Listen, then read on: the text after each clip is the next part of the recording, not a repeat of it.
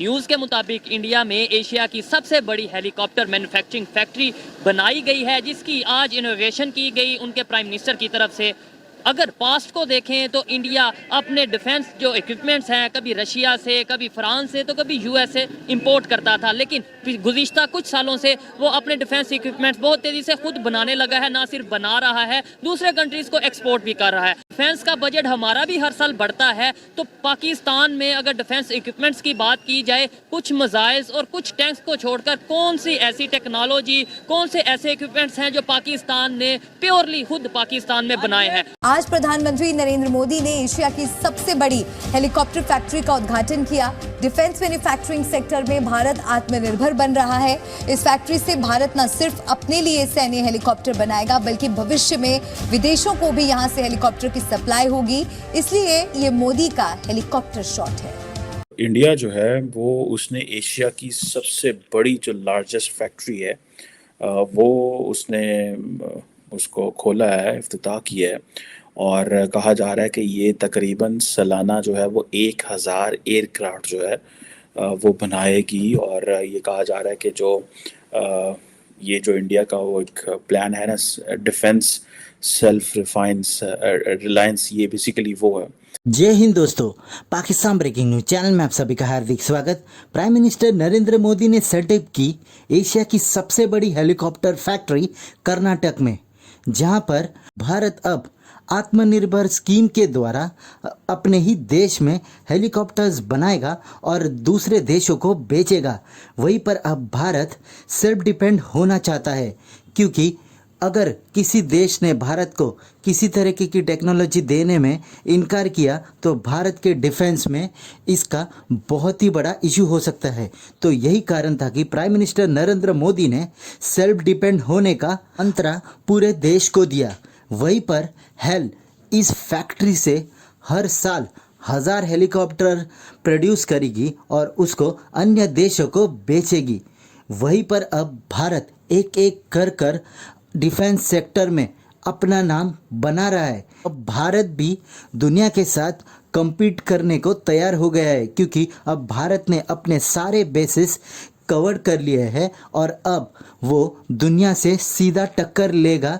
और यही कारण था कि प्राइम मिनिस्टर मोदी ने आने वाले सालों में डिफेंस बजट में भी अपना ध्यान देना शुरू कर दिया है। तो क्या भारत आने वाले कल में बड़ी बड़ी देशों को कंपटीशन दे सकता है? देखकर तो लग रहा है, क्योंकि जिस रफ्तार से भारत ने अपनी तरक्की की है, वैसे तो कोई देश मुकाबला ही नहीं कर पाएगा भारत का आने वाले सालों में। ऐसे ही वीडियो को अंतिम तक देखते रहिए, लाइक कीजिए, शेयर कीजिए और सब्सक्राइब कीजिए हमारे चैनल को, और बेल आइकन दबाना बिल्कुल भी ना भूले। और आपकी जो भी राय हो उसे कमेंट बॉक्स पे जरूर दे। धन्यवाद। रक्षा क्षेत्र में आत्मनिर्भरता की ओर भारत ने एक और कदम बढ़ाया है। इंडियन डिफेंस मैन्युफैक्चरिंग सेक्टर में 6 फरवरी की तारीख इतिहास के पन्नों में दर्ज हो गई है।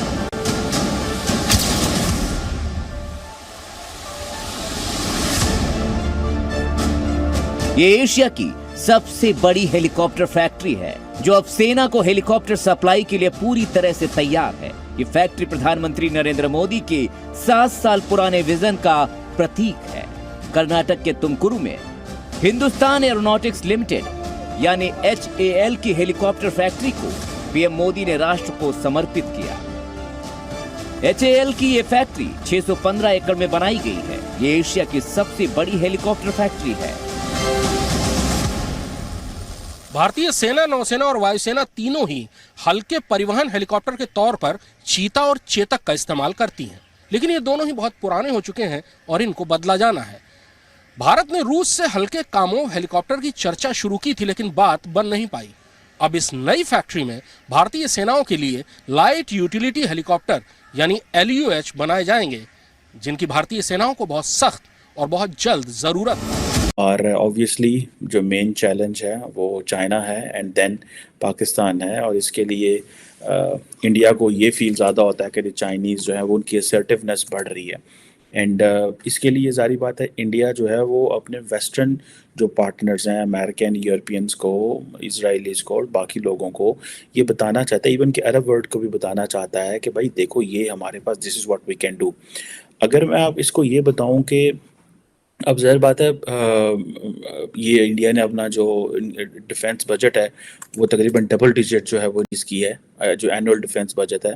और असल जो टारगेट है वो तो उसका वो जिसे कहते हैं ना जियो पोलिटिकल राइवल जो है वो तो फिर चाइना ही है, और इसके अलावा मेन या फिर पाकिस्तान है। और तकरीबन इंडिया ने जो 5.94 ट्रिलियन रुपीस जो कि 72.6 बिलियन डॉलर बनता है डिफेंस में फॉर 23-24 फाइनेंशियल ईयर के लिए किया है, जो कि 13% ज़्यादा है जो कि पिछले के हिसाब से। और आप सारी बात है उनको पता है कि ये पैसा जो है वो उनको लगाना पड़ेगा, क्योंकि चाइना जो है वो बिल्कुल सर पे बैठा हुआ है। पाकिस्तान के साथ उनके मसाइल चलते रहते हैं, लेकिन लार्जली जैसे मैंने पहले बताया कि they want to give a message to the west one thing कि ये हमारी पोटेंशियल है, यहाँ ये हम कर सकते हैं ताकि हम इंडिया की मज़ीद सपोर्ट की जाए और उनके साथ खड़ा हुआ जाए। सेकंड, इंडिया जो है वो समझता है कि हमें बेसिकली एक्सपोर्ट करना है, ठीक है, जो वो जिसे आप कहते हैं ना कि उनकी ये जो है कि आत्मनिर्भर भारत जो है कि सेल्फ रिलायंस एजेंडा जो है डिफेंस में, जो कि और कि जी ज़्यादा से ज़्यादा जो है ना डोमेस्टिक चीज़ें प्रोक्योर की जाएं।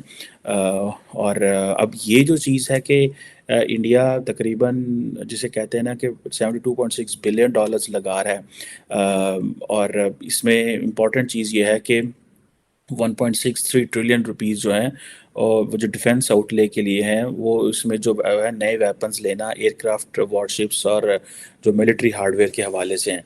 अब ये चीज़ जो है ये एक जारी बात है, और इसी तरह को 550 बिलियन जो डॉलर है वो समझते हैं कि हमें ओवरऑल मिलिट्री हार्डवेयर पे this is what they have to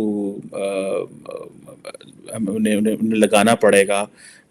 इसमें से काफ़ी ज़्यादा पैसा जो वो समझते हैं कि 5-1 बिलियन डॉलर के करीब मिलिट्री हार्डवेयर पे लगाना पड़ेगा। वहाँ पे ऐसा नहीं है। वहाँ पे कौन सा सिस्टम? वहाँ पे सिस्टम यूनिफॉर्म एजुकेशन सिस्टम चल रहा है स्टिल, और वो फिनलैंड को फॉलो कर रहे हैं। फिनलैंड का जो एजुकेशन सिस्टम है वर्ल्ड बेस्ट सिस्टम है। तो आप ये देख लीजिए कि अगर वो आगे जा रहे हैं तो उनका इन ट्रू सेंस आप यूपीएससी के इंटरव्यू सुन लिया करें, तो उनकी एजुकेशन, उनकी लैंग्वेज, उनका इंग्लिश का स्टाइल, उनका उठना बैठना वो हमसे यूनिक होता है। At the same time India entered into a deal with United States, कल परसों की बात है पिछले हफ्ते की, जिसमें उन्होंने आर्टिफिशियल इंटेलिजेंस की टू कर्ब चाइना और चाइना की एक जो लूमिंग और ओवर एक्सटेंशन उसकी बढ़ रही है, इन्वॉल्वमेंट की, इंटरवेंशंस की, चाहे वो इकोनॉमिक हो, चाहे वो फाइनेंशियल हो, या चाहे वो मिलिट्री से रिलेटेड हो। तो आप कंपैरिजन करें तो हमारे अभी मसाइल ये है कि हमारी भूख ख़त्म नहीं हो रही, और हमारा मसला ये है कि एक looming food crisis around the corner. Eight the same time India का मामला मुख्तलिफ है। चांद देखने पे भी आपको मसला होता है कि टेक्नोलॉजी क्यों बता रही है, हम मौलवी बताएं ये क्या बात हुई। अब चांद देखने ईद का तो डिसाइड हो जाता है ना, 2 साल पहले ही डिसाइड हो जाता है इस दिन आएगा, इस दिन आएगा। तो आपकी जो रिलीजियस बॉडीज हैं अब उनको 25-25 लाख देते हैं, तो वही रेवेन्यू सिर्फ चांद देखने का। Let us be honest with our own self, admit the fact कि जी हम दुनिया से बहुत पीछे हैं। Let us admit the fact कि हम अपने प्रॉब्लम्स की बजाय हमें दूसरों के प्रॉब्लम ज़्यादा नज़र आते हैं। और late us admit the fact also, मैं थोड़ा सा सख्त लफ्ज़ इस्तेमाल करूँगा, यार हमें कोई शर्म नहीं रही।